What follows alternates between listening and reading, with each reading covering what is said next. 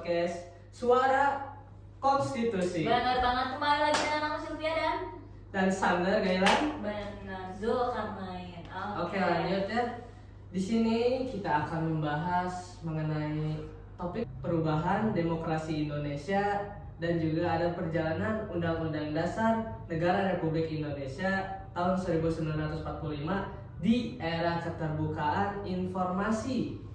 Nah, topik berat. Benar banget ya. Jadi memang banyak banget orang-orang yang ngomongin soal demokrasi. Demokrasi itu kayak mungkin mereka cuma mikirnya demokrasi itu hanya sekedar tentang pemilu 5 tahunan doang kan ya. Padahal demokrasi ini benar-benar panjang banget kan prosesnya, betul tidak? Betul. Benar banget, panjang banget prosesnya dan penuh dengan dinamika dari mulai kemerdekaan sampai era reformasi kan ya. Nah dari situ kan benar-benar banyak yang berubah semenjak UUD 1945 setelah diamandemen. Iya. Untuk membahas topik itu kita udah punya dua narasumber kece nih. Ya betul banget, kece banget. Boleh dong masuk Badai. narasumbernya. Boleh dong. Oke. Halo. Halo. Oke, silakan duduk boleh. Ya, oke. Boleh dong. Di sini kita punya dua narasumber yang kece banget. Boleh dong. Boleh dong. Perkenalkan diri dulu dari sini. Nama saya Muhammad Dalfa Saputra. Senang banget nih bisa diundang ke podcast ini. Terus sekarang juga ada teman saya. Halo, kenalin aku Ansa Tifa. Aku juga seneng banget sih di sini. Aku harap obrolan kita hari ini tuh berbobot lah ya. Ya, kayak berbobot, bener banget. Oke, langsung aja kita masuk ke pertanyaannya. Jadi nih, kalau kita ngomongin soal perjalanan demokrasi Indonesia, sering banget kan orang-orang itu membayanginnya kayak langsung kayak reformasi. Tapi menurut kalian sebenarnya akar demokrasi kita itu dimulainya dari mana sih? Ngomongin demokrasi nih ya. Indonesia itu sudah menganut demokrasi parlementer sejak awal kemerdekaan. Sejak proklamasi dimulai 1945. Lalu di sini ada demokrasi parlementer yang dipimpin oleh Sultan Syahrir pada tanggal 3 November 1945.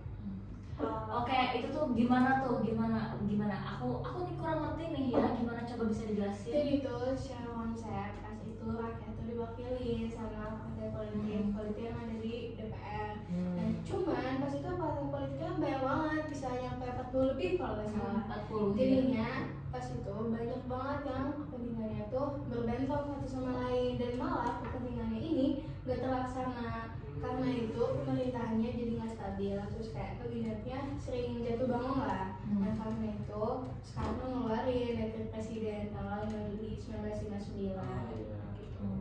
Berarti dari situ tuh Indonesia tuh sebenarnya masih kayak mencari jati diri. Bener banget. Demokrasi. Ya, sekarang itu mencari jati diri. Dimulai dia ada demokrasi parlementer. Nah setelah dekret presiden ada juga demokrasi terpimpin. Nah di mana dipimpin itu Soekarno.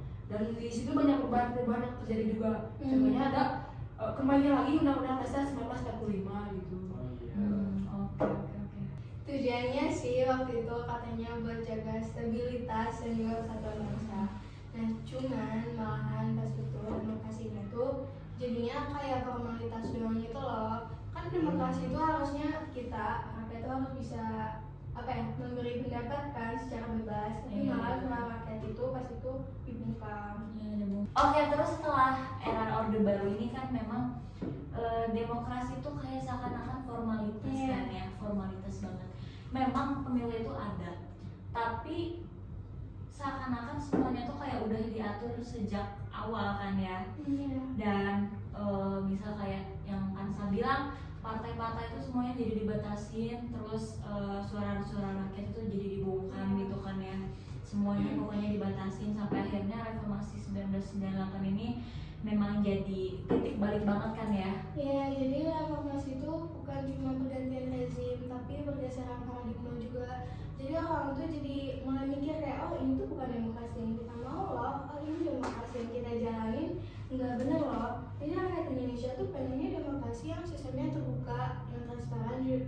akuntabel.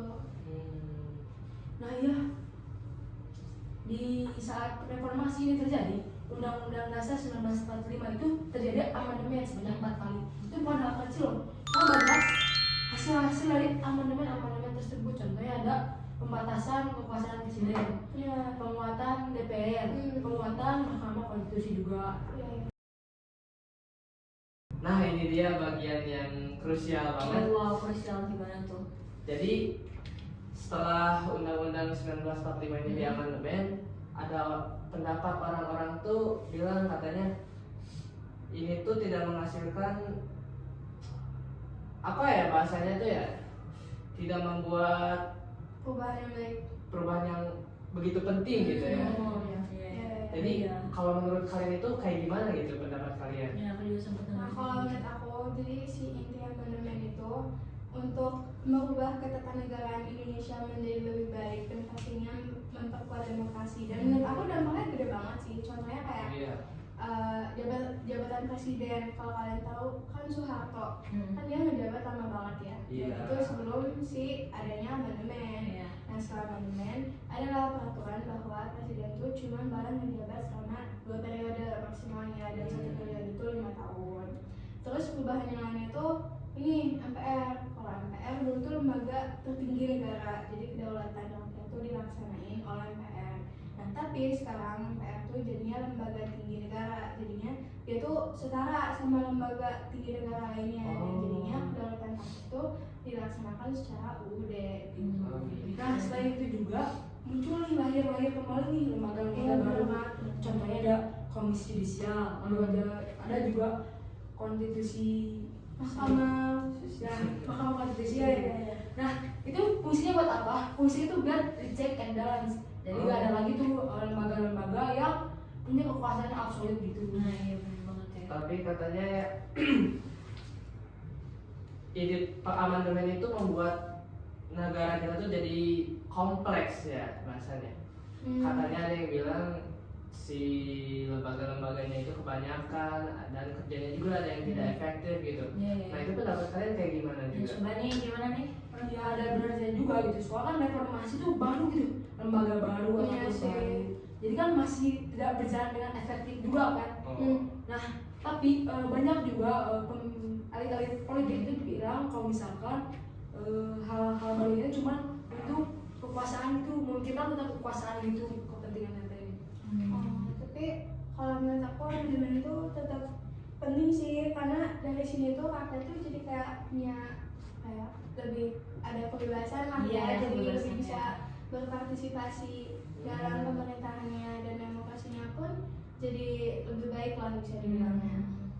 Jadi bisa dibilang perubahan Undang-Undang Dasar itu bukan sebagai akhir dari berjalan demokrasi, Iya, terus benar banget. malah jadi titik awal gitu ya mungkin Iya, ya. titik awal. Iya, menurut aku tuh apa ya, perumpamaannya kayak fondasi lah buat Indonesia, buat jadi bangsa yang lebih baik dan kitanya sendiri juga lebih baik gitu sih. Oh, iya.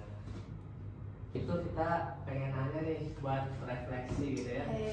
Saya ada pertanyaan, yaitu kalau kalian disuruh nyimpulin dari perjalanan demokrasi dari awal dan juga perubahan UUD, itu kata apa sih yang bisa menggambarkan hal tersebut? Kalau menurut saya sih berjuang, karena demokrasi di Indonesia tuh gak hasil gratisan gitu, tapi hasil perjuangan rakyat kita sendiri. Benar banget, betul. Oh, apa ya? Ya kalau menurut aku belajar deh, karena Belajar. dari masa ke masa kan kita udah mengalami terpurukkan, tapi kita Benar bangkit banget. lagi.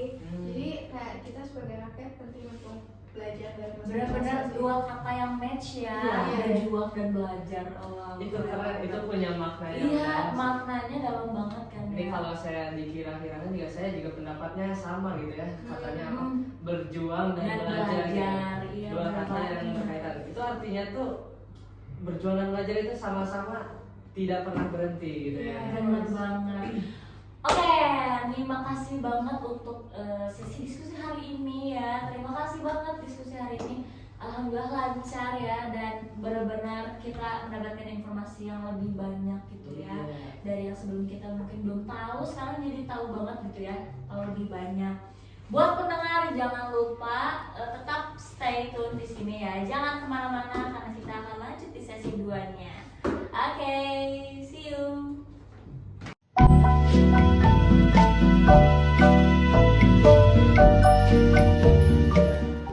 Oke, di sesi kali ini kita akan kedatangan tamu lagi nih, narasumber 2 orang lagi nih yang gak kalah keren dari Dava dan Hansa tadi di sesi 1 ya. Oke, langsung saja ya kita undang 2 narasumber kita yang gak kalah kece ini ya. Oke, boleh silakan Mas. Halo. Wow. Bajunya udah hijau-hijau dan pinky ya sebenarnya. Iya, betul banget. Nah, gimana nih? Gimana nih rasanya kalian Ya, udah rasanya diundang udah untuk diundang. podcast kita ini? Itu seneng banget sih, kayak aku pas lihat teksnya kayak kamu diundang ke podcast ini kayak oh my god. Oh my god banget ya. Iya. Oh wow, bener sangat oh my god. Gimana nih perasaannya? Oh, saya sih bangga banget ya tentunya, apalagi kita akan membahas tentang demokrasi Indonesia saat ini. Iya benar banget. Oke, sebelum kita masuk ke topik, Inti- mari kita iya. perkenalkan diri dulu. Boleh perkenalkan dari sini yang tinggi-tinggi ini. Halo semuanya, kenalin nama aku Talita. Tadi tuh topiknya apa? Era keterbukaan informasi. Nah, menurut aku topik yang bakal kita bahas hari ini tuh menarik banget. menarik. Iya kan? Iya. Apalagi sekarang tuh semuanya serba digital dan transparan. Iya, di zaman sekarang gitu ya. Silakan. Oke, perkenalkan. boleh perkenalkan. Halo semuanya, perkenalkan nama saya Noah Sihaan. Kalau saya melihat topik ini tentunya sangat bangga saya. Karena seperti merasa memilih orang yang tepat gitu. Saya. Tepat banget ya, tepat banget. Iya. Kalau saya melihat topik ini benar-benar penting banget ya. Di mana keterbukaan informasi itu harusnya sudah menjadi bagian dari kehidupan kita sehari-hari gitu. Iya, nggak pernah jauh dari kehidupan kita ya Betul. gitu. Oke. Oke, langsung saja. Kalau ngomongin era keterbukaan informasi, nah sebenarnya apa sih yang dimaksud dengan era keterbukaan informasi dalam demokrasi? Gimana tuh coba jelasin? Aku nih kurang ngerti ya. Kita Iya. nih kurang ngerti tentang itu gimana? Nah, jadi era keterbukaan informasi publik ini tuh prinsip bahwa setiap warga negara tuh punya hak buat tahu, buat akses dan bahkan ikut ngawasin jalannya pemerintahan.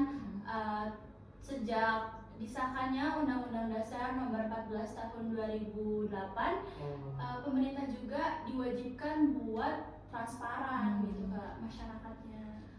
Nah, betul banget tadi soal undang-undang tadi, bahwa itu menjadi bukti yang konkret bahwa demokrasi kita itu sudah mencapai tahap yang baru gitu, di mana kekuasaan pemerintah kita itu tidak hanya diawasi oleh lembaga atau badan yang formal, tetapi juga bisa diawasi oleh publik langsung secara kritis dan melek informasi.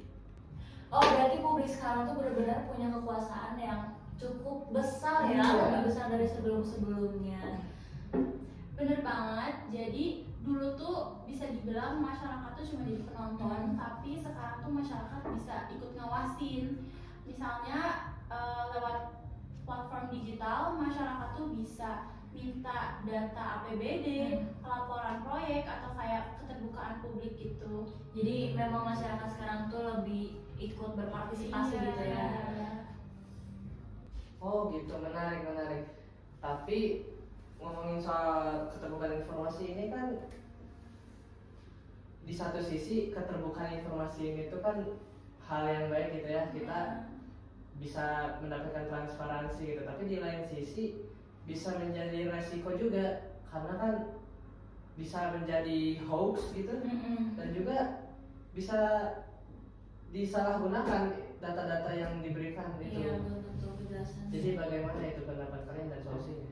Nah, itu benar banget bahwa hal tersebut merupakan dilema besar dalam era demokrasi modern saat ini, di mana masyarakat yang keterbukaan informasinya lebih luas bisa menjadi lebih kritis. Sayangnya, kalau tidak dibarengi oleh literasi digital yang kuat, ya kita bisa saja dimanfaatkan oleh orang lain, terutama untuk menyuarakan hal-hal yang salah, begitu. Contohnya itu pada saat pemilu, ada banyak sekali informasi hoax yang bertebaran bertujuan untuk mengadu opini kita satu sama lain begitu. Jadi kita seperti dikontrol oleh pihak-pihak yang ingin menguasai. gitu. Nah, tugas kita itu bukan cuma untuk mengawasi keterbukaan informasi itu saja, tetapi juga untuk menumbuhkan cara agar kita bisa kemampuan untuk memilah informasi tersebut, di mana kita kan nggak ingin semua hal yang viral itu ternyata benar kan, pasti ada yang salah. Jadi demokrasi itu kalau misalnya nggak bisa tumbuh kalau ada hal-hal yang salah gitu. Oke, aku pengen lanjut nih ya ke pertanyaan yang selanjutnya yang mungkin lebih tajam gitu ya. Oke, jadi menurut kalian gimana nih, seberapa besar tanggung jawab media dan pemerintah gitu ya dalam menjaga kualitas keterbukaan informasi ini, gimana nih? Nah, menurut aku media tuh punya peran yang vital banget. Nah, kalau kalian tahu juga, media tuh disebut sebagai the fourth estate. Oh, gimana tuh kayak Itu artinya? tuh artinya kekuasaan keempat yang ngawasin jalannya pemerintahan. Tapi sayangnya sekarang tuh udah kebanyakan media tuh kayak makan lah, ngegunain pemerintah tuh sebagai komersial gitu. Komersial. Iya, jadi sogokan, tak Oh, sogok. sogo seperti itu. Mengerikan juga ya ini agak. Oke. Ya. Terus kalau misalnya media nggak jujur, tapi kan tadi pemerintah kan diwajibkan buat transparan, berarti media juga diwajibkan buat jujur. Karena kalau nggak ada media yang bisa dipercaya tuh bakalan jadi apa ya, buat jadi alat manipulasi gitu. Oh, iya, benar banget. Ya kan? Nah, tapi dari sisi lain itu pemerintah juga kan harus adaptif ya. Benar. Kan sekarang pemerintah juga udah ada yang ngawasin kayak PPID gitu. Itu pejabat pengelola informasi dan dokumentasi. Tapi pelaksanaannya masih setengah hati. Kayak kadang data di publik itu ditutup seolah-olah jadi kayak rahasia negara gitu. Iya, rahasia Padahal banget ya. padahal kan cuma soal kayak anggaran gitu atau proyek daerah. Iya. Nah, Itu kan sih yang memang yang janggal banget ya, iya, kalau itu yang kan misalnya udah gitu. bertolak belakang gitu Iya, sama banget. keterbukaan gitu. Jadi masyarakat tuh kayak ngerasanya kayak, itu apa ya gitu, kayak ada yang sesuatu yang ganjal mungkin ya di hati mereka. Iya, jadi Janggal. pendapat kalian kayak gimana gitu? Nah, setuju banget sama pendapat kalian juga. Kita itu sebagai masyarakat harusnya lebih berani dalam menuntut hak kita dalam keterbukaan informasi ini. Dimana kita itu sebagai warga kan bisa saja mengajukan permintaan data resmi, apalagi kalau kita ke badan resmi kita bisa gugat mereka kalau mereka tidak transparan. Benar banget ya. Nah, tapi kita balik lagi, kalau partisipasi publik ini nggak bakal ada kalau warganya itu merasa nggak punya kuasa atas hal ini. Itu menurut saya itulah sebabnya maka pendidikan itu harus dikembangkan lagi, apalagi soal perpolitikan ini, di mana kita juga harus mengembangkan kesadaran digital, di mana demokrasi ini kan tentunya tidak cuma pemerintah saja, tetapi kita sebagai rakyat yang siap menerima dan mengolah informasi itu untuk kebutuhan kita secara cerdas gitu. Siap nih, terakhir aku mau nanya ke kalian berdua ya. Kalau harus milih satu langkah konkret untuk meningkatkan kualitas demokrasi di Indonesia itu, kalian bakal pilih bagaimana? Pilih apa? Kalau aku bakal bilang perkuat edukasi publik, mulai dari sekolah, media, komunitas, karena semua tuh harus punya literasi demokrasi dan informasi. Ya kalau nggak punya, berarti kan rakyat nggak melek data nih. Kalau rakyat nggak melek data, keterbukaan tuh cuma jadi formalitas doang ya nggak sih? Iya. Formalitas semata. Nah, benar banget. Terus kalau menurut saya sendiri, itu langkah yang harus kita ambil itu transparansi ditambah akuntabilitas akan data tersebut. Kita jangan cuma membaca dan melihat data tersebut, tapi kita juga harus lihat tentang pertanggungjawabannya. Karena keterbukaan tanpa pertanggungjawaban atas data tersebut, ya kosong berarti seperti ngomong tanpa dengerin orang lain. Bener banget, yang keras tapi nyata itu bener dua kalimat yang wow gitu kayak Iya. sangat masuk maknanya ya. Jadi intinya ya demokrasi di era keterbukaan ini itu bukan cuma tentang siapa yang berkuasa, tapi Nah, kayak bener banget. siapa yang paling mampu buat berpikir kritis. Nah, gitu itu ya. dia poinnya. Oke, sekian gitu Ya, ya. terima kasih Terima banget kasih. untuk Alina dan Noah ya. Memang diskusi saat ini lebih hot daripada diskusi Iya, ini yang karena lalu. emang lagi relevan gitu Iya, sama sekarang. lebih memuncak juga gitu ya, Iya. informasinya sangat. Oke. Dan buat pendengar Suara Konstitusi, semoga kalian dari podcast kita di hari ini kalian bisa lebih sadar bahwa demokrasi itu tidak hanya dikasih tapi juga dijaga lewat pengetahuan dan lewat keberanian untuk ya mengungkapkannya gitu ya. Terima kasih untuk pendengar dan penonton hari ini. Jangan lupa tonton podcast kita di video selanjutnya ya. Sampai jumpa.